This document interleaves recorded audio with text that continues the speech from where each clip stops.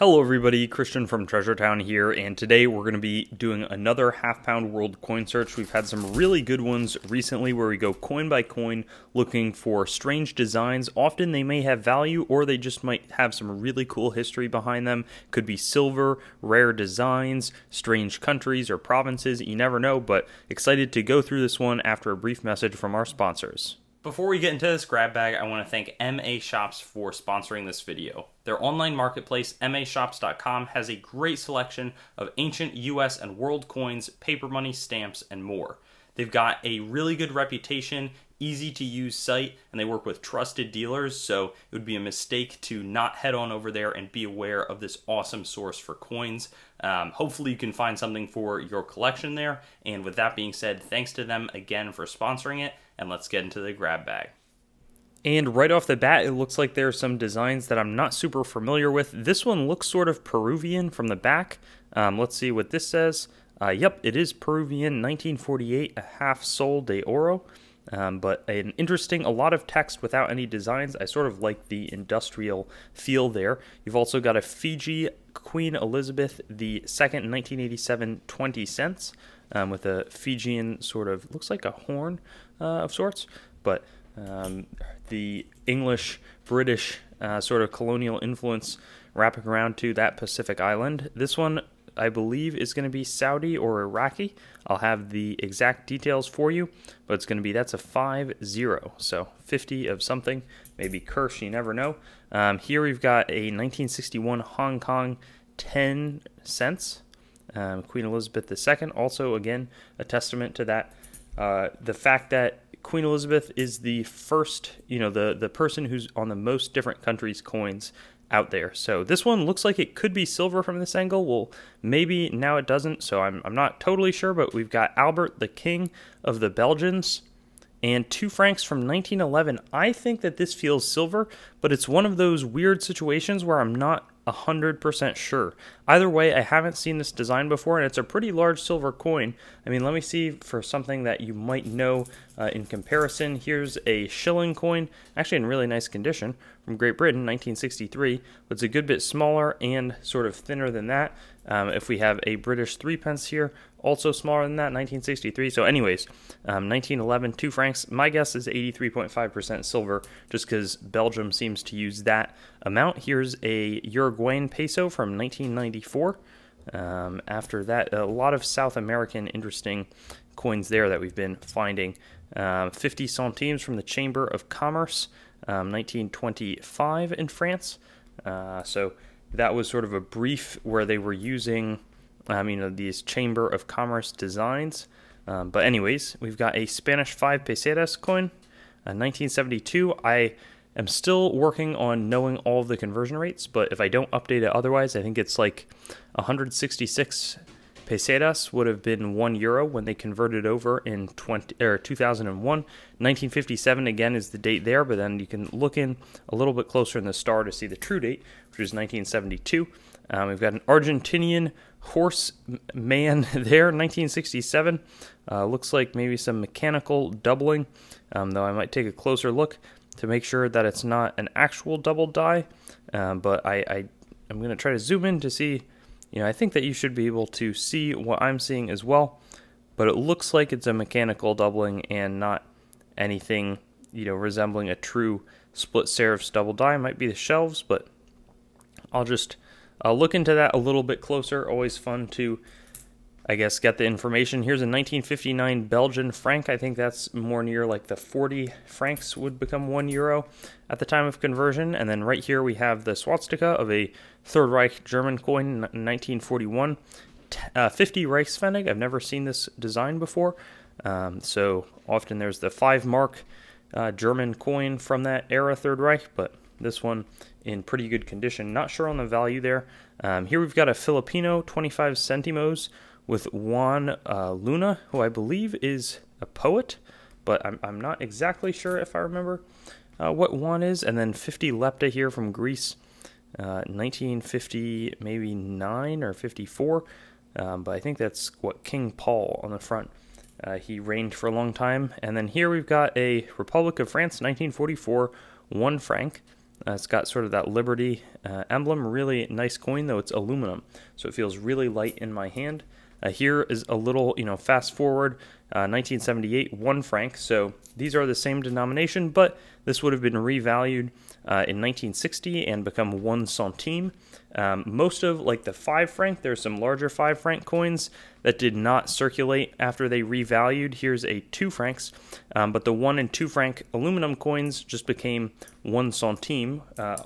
Of course, 100 centimes would be a franc, but the ones that would continue to circulate and not get pulled out of circulation were the old 1 and 2 franc coins. Here's a 2 new pence from 1971 when they switched over from the pound sterling base 240 pennies to £1 to the 100 pennies to a pound. They called them new pence until about 1981 or 1982 when they just reverted back to not a new pound, but just the regular pound. 1970, Uruguay here. 20 pesos, so with some wheat grains there. This coin I've been looking at the whole time. I think I saw it on the outside of the bag because it's a large German Empire coin, 1881, 1 mark. And I'm going to get the exact information. I think A is going to be the Berlin Mint, but they don't do their mint marks by what the sort of first letter in the mint is, so I'll have the info on that, as well as I believe the First Reich would have been formed in 1871 with coins being struck starting in 1875 after Otto von Bismarck gets a collection of the sort of German ethnic provinces together at that time. Here we have a 5 Cruzeiros coin, 1983. Brazil goes through a bunch of different currency reforms. This would be revalued at 1,000 to 1 a few years later, so very little spending power. Here we've got a 1 yen from Japan. Let's see, a hold coin, 1954, 20 lepta from Greece. Don't see the hold coins too often. Belgium made a few, Denmark has a few. Here's a Soviet Union CCCP 20 kopecks from 1961. We haven't seen a ton of Russian coinage recently, so nice to have that. 2011 Singapore 10 cents. Not a super descript sort of design there. Then here, I don't recognize this one. East Caribbean States 2004. So I'm still working on memorizing all of them. I can always say St. Kitts and Nevis, but I forget if some of it is like Anguilla or some of the other sort of eastern North American islands, but sort of near Cuba, their own entities at this point. It looks like 2 other hold coins are going to be included here. We got a 5 baht from Thailand. So here are those 2. I had mentioned, I think, Belgium in 1904, 5 centimes. That's exactly what I was thinking of. This is tougher to come across, so I have seen them in the past. 1942 East Africa, 10 cents. And here we have King George VI. I want to find out what countries this would have been sort of overseeing or referring to, where this would have transacted, and I'm going to update that when I get around to editing this video. 10 Groschen from Austria, and that was like a 13 shilling, which is sort of 1,300 Groschen to €1. 1 cent from Australia. Not too descript there. Nothing really about it. 10 cents or 10 rappen from the Swiss Republic or the Confederation, I guess, from 1964. This one, large copper coin, had been staring us in the face for a long time. 10 gramos from Spain. So looks like 100 piezas and kilog. So maybe they're saying 100 of these would make 1 kilogram. This is like a 10-gram coin, I guess. So maybe they were thinking about that all the way back then. 10 centimos. Still has good design, though. It's well worn. So that's a fun pickup there. We got this 1 pence larger coin from Great Britain. Let's see what else. Here is a Dominican Republic 1989 10 centavos. Last episode we saw 2.5 centavos, but that's probably the most amount of fruit. It's like a mini cornucopia without the cornucopia, but all the fruit that might be inside on the back of the coin. So that's really cool. Yeah, sort of fun. I like to appreciate just designs on coins, even if they're not expensive. Here's a Columbian coin, 5 pesos. Like, I've never seen this design before, and it doesn't matter if it's rare to me. Often I'm just like, hey, this is something, this was clearly important enough where a country decided that this is what they're going to do with their currency. This is what they want to show, because what you put on your currency is pretty important. Here's a 1956 One Peseta. It might be the kings and queens like this one, with Britain or Spain there. It might be Liberty, as Switzerland and the United States have done. 1908 halfpenny. Here's Edward VII, who's the older king. Let's see what else it could be. The East Caribbean states sometimes have ships, though in this case they do not. But it might be just the branches that might be found in those sort of Caribbean territories. Here's another good example: a starfish on the Bahamas 1 cent coin. I just think that it's, these world coins, and I know I say this often, but the countries put what they really care about. We've seen this coin already actually today, so I'm not going to or maybe I'll go back in and edit it the same. World coins offer such a good value to see world history compared to the United States with relatively rare items or just things that show a ton and would be so much more expensive if you were buying the equivalent 1953, maybe not of a One Peseta in the States. But let's see. This looks like an old coin here, Victoria. It's got that like really worn silver look, so I'm excited to see what it could be. And it's not even silver, 1875 farthing. So I was wrong, but I'm trying to think. A quarter of a penny in the States in 1875, maybe that would have been like a half penny. It would have been slightly older. The United States had stopped minting half pennies a good bit ahead of that, but half pennies are really expensive. I don't think that this one would be. Here we've got, let's see, a 50% silver looks like, 1936, 1 florin, I'm assuming from Great Britain, and not anything else, and I believe that that's right. King George the Sixth, or the Fifth. I think that he would pass away pretty close to 1936, and after that, King George the Sixth would come in, and then, of course, Queen Elizabeth starts her reign in 1952. 1953, 5 lire from Italy with the rudder. Again, ships important to Italy, so that's what they put. The German Empire seal, or maybe I think it's the Austria-Habsburg Republic, 1895, 10 Heller. So nice pre-1900 coin, 1 franc from Belgium. Already saw that design, as we also saw the 1 yen from Japan, though that one looks pretty modern. Fresh off the press, here is a silver coin, another 1961 sixpence. It just sort of looks silver. Maybe it's off metal. You never know. I'll have to take a closer look. But definitely tricked me. I thought that was silver when I saw it at a glance. 1965 Venezuela, 50 centavos. So that's not a super rare coin, and that's a country with massive monetary debasement. Something we'll have to look out for. Then we've got this one. It's sort of ominous there. 2001, I can't tell.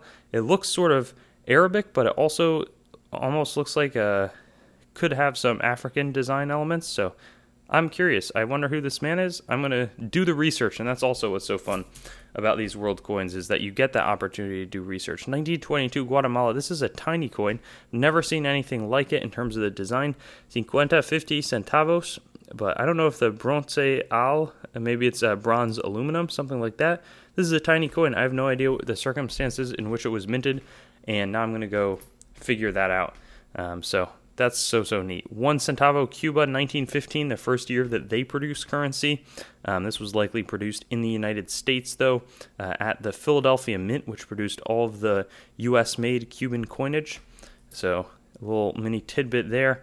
This one also looks kind of silver, and here this time it's spelled out for the first time I've ever seen it spelled out. Christian the Ninth. Great name pick. I don't think that that's my namesake, but you never know. 1905, it's going to be 10 cents or 50 bit. My guess is silver, but it could be a nickel coin. Either way, I'm really happy to see it because I've never seen this design before. Never seen the king spell it out. I've always seen it monogrammed. So that's a great find. And then 2 other ones, 5 centavos on the left. That's going to be from Guatemala, 1970. And then right here we've got another, I think it would be like a Japan 1 sen instead of a 1 yen. Certainly a little bit older, but so many different things that I'm excited to research, whether it's, what country this coin is, to whether or not this is a relatively large silver coin, 2 francs from 1911. We've got some figuring out to do on the East Africa, as well as just, that's a neat coin, large silver one. So another really successful hunt. I'm so excited for the next one. And again, thank you for MA Shops for sponsoring this video. So Now I'm going to go edit this one and see you back in another week with the next hunt. Thanks for watching the video. I'd encourage you to like, comment, and subscribe to the channel to stay updated. I've also got Facebook, Instagram, and Twitter, so you can follow me there. TreasureTownYT.com is the main channel website. Definitely give that a visit. I've got a lot of information about me up there and the channel. CoinGrabBag.com as well currently redirects there, but it's some good opportunities for very fair grab bags, both made by me and other sellers. A lot of different options, so that's a good way to support. There's also TreasureTownCoins.com. In the future, my coin dealing operation will be done out of that website. CoinMeltPrice.com for updates on the melt prices of your coins, both US and world. A lot of resources in that website. And then CoinsMetalsCards.com being developed right now as a marketplace and news source for coins, metals, cards, and collectibles in general. So I'll see you on my future videos. Looking forward to seeing you there, and hope you have a good day.